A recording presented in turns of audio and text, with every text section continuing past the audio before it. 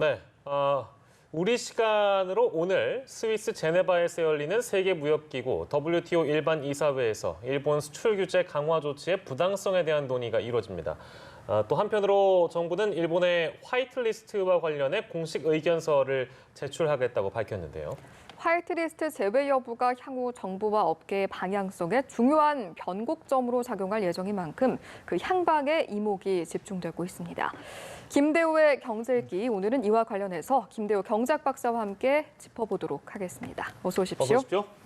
네, WTO 일반 이사회 어제 저희가 잠깐 짚어보긴 했습니다만 일단 각자의 입장을 설명하는 자리라고 이제 어제 말씀을 해주셨는데 우리 정부는 우리 정부대로 논리가 있을 것이고 일본 정부 역시도 마찬가지로 있을 것입니다. 어떤 논리 대 논리가 나올까요? 어떻게 예상하십니까? 지금 오후 5시부터 지금 조금 전이죠. 저쪽 그 WTO 쪽에 확인을 해보니까 지금 회의가 시작됐대요. 이미 시작됐군요. 예, 회의가 지금 막 시작됐는데 우리나라가 문제를 제기한 일본 수출 규제의 부당성을 논의하는 그 안건이 총 14개 안건 중에서 11번째로 들어가 있습니다. 11번째이기 때문에 지금부터 10번째까지의 이 의안 발의가 쭉 나오면 시간당 정확하게 지금 시간이 예정돼 있는 건 아니거든요. 조금씩 차이가 있을 수 있죠. 그래서 현재 추세로 본다면 내일 아침 새벽 1시 정도에 우리 측 김성호 실장이 직접 얘기를 하게 될 것 같아요. 한국이 국제 이 외교 무대에서 특히 경제 외교 무대에서 이렇게 아주 심각한 문제를 가지고 이렇게 시리어스하게 얘기하는 것은 건국 이후에 처음인 것 같습니다. 사실 오늘 발표 우리가 주장을 잘못하면 하기에 따라서는 국제적으로 우리가 명분과 실리를 다 잃을 수도 있단 말이죠. 그런 면에서 굉장히 주목을 끌고 있는데 지금 질문하신 것 중에서 자 우리의 논리는 너무나 명쾌합니다. 일본의 조처가 기본적으로 말이 안 된다. 그리고 WTO 규정에 정면으로 위배되는 것이다. 회원국 간에 어떤 다른 이유로서 이를테면 징용 판결이라든지 이런 문제를 가지고 수출 규제를 할 수 없게 WTO 규정 11조에 명백하게 적용이 되어 있거든요. 자, 그런데 여기에 대해서는 일본이 아마도 이것은 안보 문제다. 한국은 이 전략물자 관리를 잘못하는 나라이기 때문에 믿을 수 없다. 이렇게 나올 겁니다. 그러면 이 한국이 먼저 문제를 제기하고 거기에 대해서 일본이 반박하면 또 한 번의 반박할 기회가 주어져요. 그 대목이나 아니면 선제적으로 안보 문제를 주제로 한 근거로 한 일본의 주장이 얼마나 황당무계한 것이라는 것을 명쾌하게 보여줘야 될 것으로 보입니다. 근데 그 안으로 이제 좀 들어가 볼까요? 이제 우리 측 수석 대표는 김승호 실장입니다. 이분이 제가 이제 기억하는 바가 맞는지 모르겠습니다만 그 후쿠시마 수산물 수입에 대한 부분 이거를 이제 WTO 2심에서 승소를 이끌었던 분이라고 제가 알고 있는데 후쿠시마 드림팀의 대장님이죠. 대장님이시죠? 후쿠시마 그 핵이 이 방사능 방사능 오염이 되면서 후쿠시마 농산물을 우리가 수입하지 않았는데 수입하지 않은 것이 WTO 규정 위반이라고 일본이 한국을 제소했습니다. 그래서 우리가 중재위원회 1심에서 우리가 졌죠. 그런데 김성호 실장 등이 주도한 이 후쿠시마 드림팀이 극적인 역전성을 끌어내서 결국 우리가 이기게 됐죠. 이번에 그 후쿠시마 이 사건은 사실 아베 이 총리가 그 참의원 선거하는 데서도 상당히 아픈 대목으로 작용을 했어요. 그런 만큼 뭐 이 김성호 드림팀에 대해서 기대가 크죠. 또 김성호 이 실장뿐만 아니라 그 밑에 김성호 실장은 외무고시 출신으로 전문 관료입니다. 그런데 그 밑에 국제무역통상계에서 아주 이 수련을 많이 한 훌륭한 제목들이 한국에 많이 있어요. 그런 팀들이 잘 해줄 것으로 믿습니다. 근데 이제 이분이 이제 실장인데 일본 측 수석 대표가 외무성 경제국장 야마가미 신고라는 사람인데요. 이게 뭐 일본의 경제국장이라는 그 직급 자체가 우리의 그 실장보다 격이 낮다라는 지적이 있고 이걸 이제 그 같은 맥락에서 봐도 될는지 모르겠습니다만 지난번에 그 실무진급들 모여가지고 한번 회의를 했잖아요. 근데 이제 일본 측은 자기들은 설명회라고 얘기하고 예. 우리는 이제 협의회를 하러 간 것이었고요. 국장급 회의를 하려고 그랬죠. 그런데 그렇게 놓고 보면은 일본 측은 일부러 이러는 건가, 의도적인 건가 이런 생각이 좀 들기도 하거든요. 이거 어떻게 봐야 될까요? 우선 이번에 일본에서는 외무부의 국장이 예. 한국에서는 국장보다도 한 등급 높은 처간보급이 나갑니다. 네. 그런 대목에 대해서 우선 급이 안 맞는다라는 얘기가 있는데 우선 한국은 이 문제를 제기하는 피해자로서 시정 요구자이기 때문에 예. 그만큼 심혈을 기울일 수밖에 없는 그런 사정이 있고요. 예. 일본은 원래 여기 안 나가려고 그랬어요. 무슨 말씀이냐면 이 WTO 일반 이사회라는 것은 본국에서 나오지 않습니다. 최고 권력 기구인 강요 이사회 때 장관이 나오는 것이고 예. 원래는 일반 이사회 때는 제네바 대사들이 나와서 하는 거예요. 그래요? 예, 그런데 우리는 문제의 심각성이 있기 때문에 급수를 높였죠.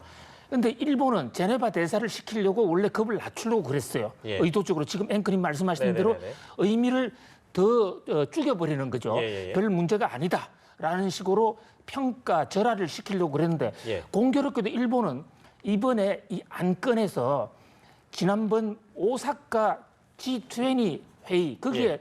통상 문제, 경제 문제가 많이 있지 않습니까? 예. 거기 보고회를 하도록 되어 있는 거예요. 예. 외무부 경제국장이 2달 전부터 거기 나가도록 예정이 돼 있었던 것입니다. 아, 그러다 보니까 이제 일본에서는 국장급이 어쩔 수 없이 나오게 된 것이고 예. 사실은 일본은 급을 더 낮춰서 예. 제네바 대사를 처음에 내보내려고 그랬어요. 그렇습니까? 예, 그래서 이 한국의 에서 맞불을 놓는다기보다도 어떤 그 긴장을 더 분위기를 희석시키려는 예. 그런 전략이 있었던 것입니다. 예, 예. 알겠습니다.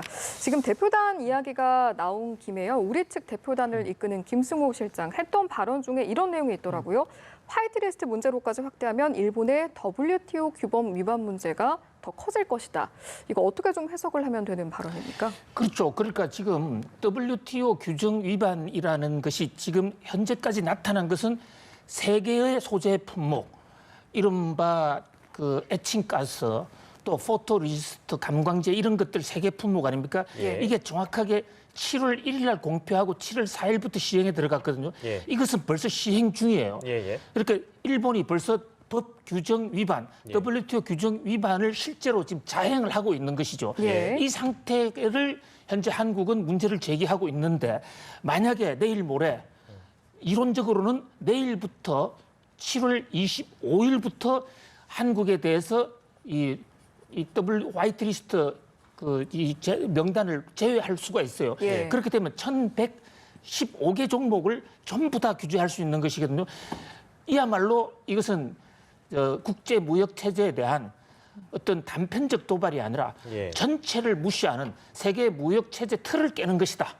그래서 이제 문제를 그 화이트리스트 제거까지 예. 같이 문제를 제기할 것으로 보입니다. 예. 화이트리스트 문제로까지 이걸 확대하게 되면 일본은 WTO 규범을 위반하게 되는 범위는 더 커진다. 그러니까 뭐 당연한 말씀인 것 같고요. 그리고 이 문제, 그러니까 화이트리스트 문제와 관련돼서는 우리 정부가 의견서를 일본 측에 보낸다고 하는데 그거 뭐 어떤 의미가 있다고 봐야 되겠습니까? 네, 이건 일본의 국내적인 어떤 그 행정 시스템을 좀 우리가 좀 살펴볼 필요가 있는데요. 예. 일본이 7월 1일 날 한국에 대해서 화이트리스트를 제외할 것이라는 것을 사전에 엄포를 이미 놨습니다. 예. 엄포를 놓되 일본에서는 이게 이제 법 시행령 사항인데 시행령을 바꾸려면 반드시 그 이해 당사자들에게 의견을 물어보게 돼 있어요. 예. 이른바 청문 절차라고 그러는 겁니다. 네. 우리나라가 자사고를 취소할 때도 해당 자사고한테 의견을 물어보는 거지 않습니까? 예. 그런 식으로 그 한 달간의 기간을 주기로 돼 있었는데 예. 일본은 이 대목에 대해서도 한국에 또 한 번 차별을 합니다.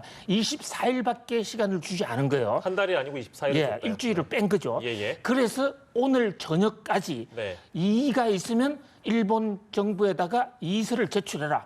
그게 이제 청문 절차를 밟는 거예요. 예. 그 청문 절차에서 여기서는 두 가지 방법이 있을 수가 있어요. 한국이 아예 무시해버리는 방법이 있을 수 있고 예. 일본이 그래도 말이 통하는 동물이 아니라 인간이라면 예. 우리의 논리를 들어주겠지 해서 예. 우리의 의견서를 제출할 수가 있습니다. 네네네. 오늘 유명희 그 통상본부장 얘기로는 오늘 밤늦게까지 12시 전까지 제출을 하겠다는 겁니다. 그 얘기는 논리적으로 한번 싸워보겠다는 거예요. 예. 그렇게 되면 일본은 그것을 읽어보겠죠. 예. 그러면 적어도 한 일주일 정도까지는 조치하기가 어려울 거고 빠르면 예. 7월 31일 또는 8월 1일 날 이 발동할 가능성이 높은 것으로 보입니다. 정의용 안보실장이 예. 지난번 청와대 5당 대표회의 석상에서 예. 청와대가 예상하는 일본의 화이트리스트 제외 공격 시점이 예. 7월 31일과 8월 1일 둘 중에 한 날이었습니다. 이미 어느 정도 예상을 하고 있군요, 청와대에서도. 그렇습니다. 예. 예. 예. 저희가 이렇게 이제 현재 상황이라든지 아니면은 뭐 일본, 한국, 우리나라의 분위기는 어떤지 많이 살펴본 것 같은데요. 지금 세계에서는 이 일본의 규제 조치에 대해서 어떤 여론이 많이 나와 있나요? 예, 지금 일본이 규제를 조치한 지가 오늘로서 정확히 24일째를 맞고 있는데요. 예. 초반기에만 하더라도 이 찬반 양론이 좀 난분분했습니다. 예. 일본이 이럴 수밖에 없었다. 한국의 잘못도 있다. 이런 유의 일본의 홍보 정책이 주요한 결과로 보이는데요. 예. 그런데 시간이 흐르면서 특히 최근에 미국이나 유럽의 언론들은 일본의 이 조처가 네. 정말 터무니없다. 말도 안 된다. 논리적으로 엉터리다. 근거 없는 지금 주장을 하고 있다는 쪽으로 지금 급선회를 하고 있어요. 예. 그게 결정적인 이 과도 시점이 된 게 지난주에 뉴욕 타임즈였고 예. 지금 CG 자막에도 나오고 있지만 LA 타임즈, 로스앤젤레스 타임즈 같은 경우에는 지금 그 일본의 한국 제재가 전 세계를 위협하고 있다. 그다음에 블룸버그 통신 같은 경우는 블룸버그 통신이 사실상 영향력, 금융시장에서 영향력은 세계 1위입니다. 그렇습니까? 예, 블룸버그 통신의 오늘 그 보도를 보면 호프리스, 아베가 한국하고 싸워봐야 이길 수가 없다. 한국이 강해서 이길 수가 없는 것이 아니라 예. 일본의 주장이 1번부터 100번까지 모두 허구고 엉터리고 거짓말이다. 터무니가 없다. 예, 네. 그래서 빨리 취소하는 것이 그나마 아베의 체면을 조금이라도 세워주는 것이다. 지금 이러한 미국이나 유럽 언론들의 이런 논조는 예. 그 근본적으로 자유무역을 이 친자유무역주의 말고는 세계를 헤쳐나갈 방법이 없다. 예. 이런 논조를 확고히 하고 있고 일본에 대해서 아주 질타를 하고 있는 이런 분위기입니다. 예. 블룸버그 통신과 LA 타임스에 나와 있는 기사를 토대로 일본을 어떻게 바라보고 있는지 또 유력 매체들은 어떤 생각을 하고 있는지 저희가 또 만나봤고요. 자, 그리고 미국 중재에 대한 가능성을 다시 한번 저희가 짚어보도록 하겠습니다. 어제 잠깐 짚긴 했는데 볼턴 보좌관이 어제 일본 갔고 이제 오늘은 방한을 해서 정의용 국가안보실장 만나고 강경화 외교부 장관 등을 만납니다. 이제 만나게 되는데 미국의 중재 가능성, 그러니까 오늘 사실 새로운 상황, 뭐 이거 사실 저희 경제기에서 짚어볼 만한 사안은 아닌데. 러시아와 중국이 독도 영공을 침범한 사건은 어떻게 보면 한미일의 안보 이 체제를 위협하는 움직임으로 더러 언론이 해석하기도 합니다. 이제 이런 그렇습니다. 예. 움직임을 봤을 때 볼턴 보좌관도 생각이 있을 것이고요. 미국 언론도 생각이 있을 것입니다. 그렇기 때문에 지금의 이런 위기를 미국이 개입하지 않을 수가 없겠는데 라는 생각을 할 수도 있을 거라는 예상을 할 수 있겠거든요. 그렇습니다. 사실 경제 문제가 안보 문제하고 떨어져 있질 않습니다. 스스로 아주 불가분하게 예. 연결이 되어 있는 것이죠. 실제로 이번 일본의 조처도 보면 안보상의 이유로 예. 전략 물자가 핵무기로 전용될 수 있다. 그러니까 제재를 가한다는 거 있지 않습니까? 네. 자, 그런 마당에 지금 중국 비행기하고 러시아 비행기가 지금 남쪽으로 내려오는 예. 그 뭐 진상은 그 이유 이하는 그 불문하고 예. 일단 내려온 사건만으로 아시아 안보 문제가 지금 하나의 그 핫하게 예. 볼턴을 견제하는 거지. 어쨌든 지금 이 문제가 됐어요. 예. 지금 볼턴의 일본에서의 일정을 일본 언론 보도에 따르면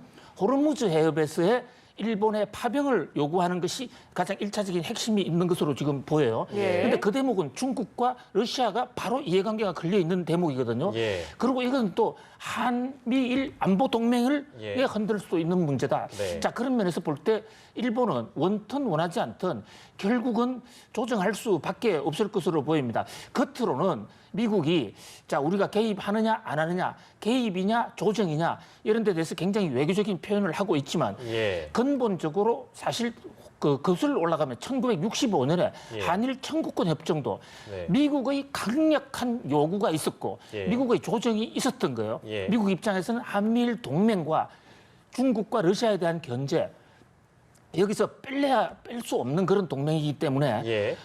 오늘 지금 한국에 이미 도착했죠. 예. 내일 청와대를 방문을 하게 되는데 예. 볼턴의 중재가 굉장히 주목이 됩니다.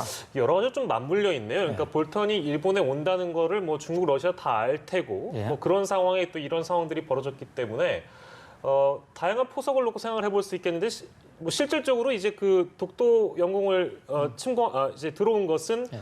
미국을 겨냥했다라는 시각들이 좀 지배적인 것 같더라고요. 그렇습니다. 뭐 네. 여러 가지 의견이 있을 수 있지만 아무튼 전 세계 안보 상황이 예. 이 엄중한 그런 것을 보여준 한 단적인 사례죠. 예, 알겠습니다. 오늘은 여기까지 하도록 하죠. 김대호의 경제 읽기, 김대호 경제학 박사 함께했습니다. 고맙습니다. 고맙습니다.